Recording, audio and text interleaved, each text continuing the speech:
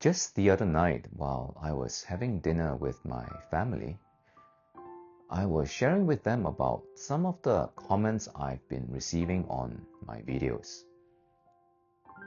I said, I've noticed something interesting.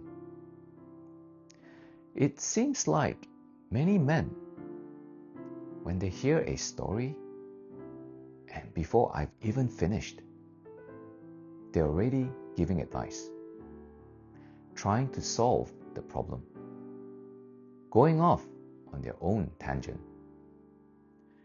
Whereas many women, they seem to listen to the whole story first. They relate, they empathize, then they tell me, I know exactly how that feels. I was naturally quite pleased with my observation. Then my wife and daughter looked at each other and then looked back at me and said, Dad, you do that too. And we all burst out laughing. And the funny thing is, they were absolutely right. Because apparently, I'm one of those men too.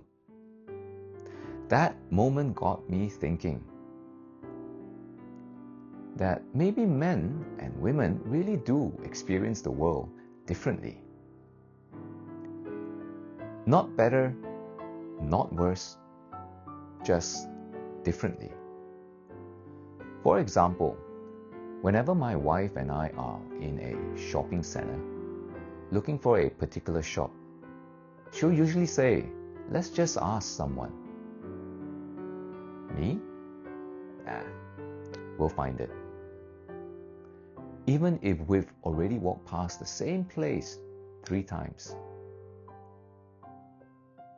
I don't know why. I just have this strange confidence that it's probably just around the corner.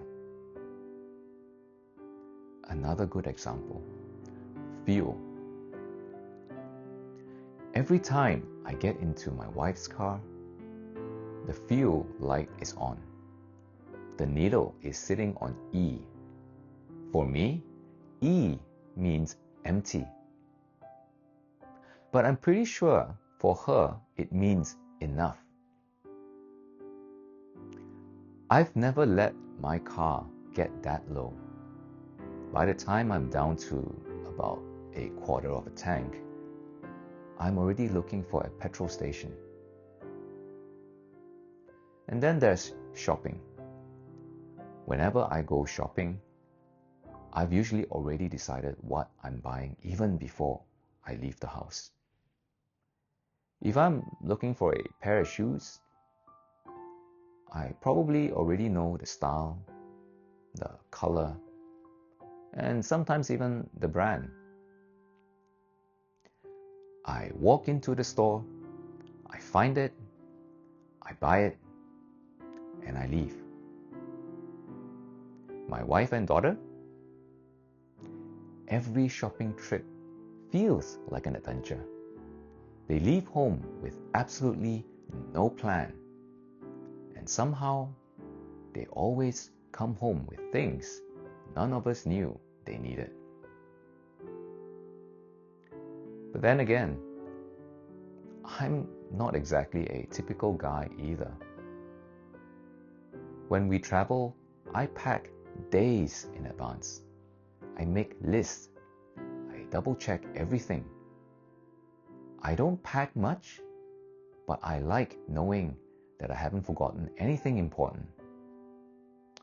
While my wife, on the other hand, packs for every possible scenario, which actually works out quite well for us, because since I'm traveling light, we usually end up having more room for more shopping on the way home.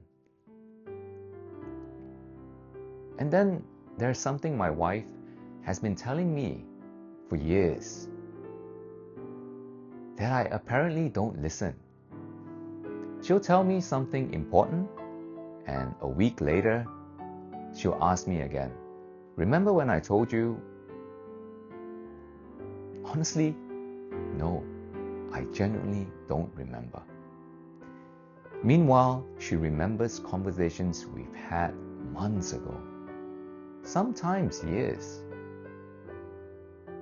Because apparently one of us has a memory while the other has confidence.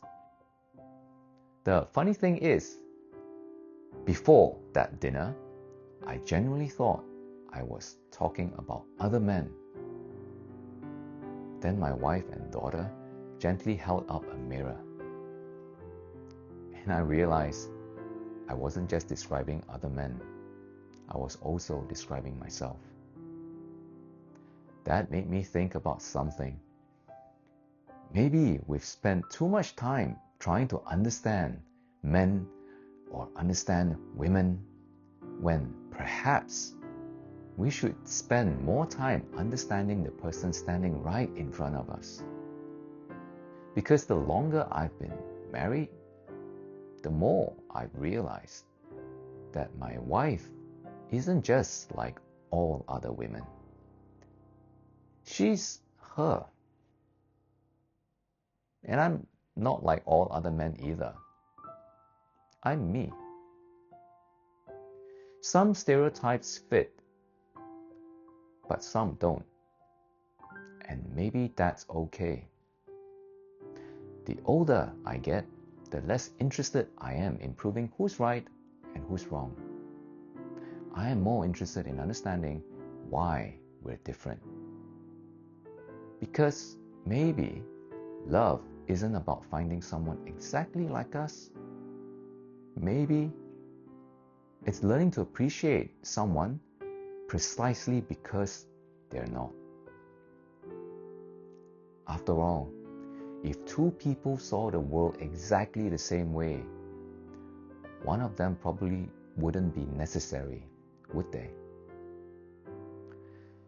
And perhaps that's exactly what makes relationship so interesting.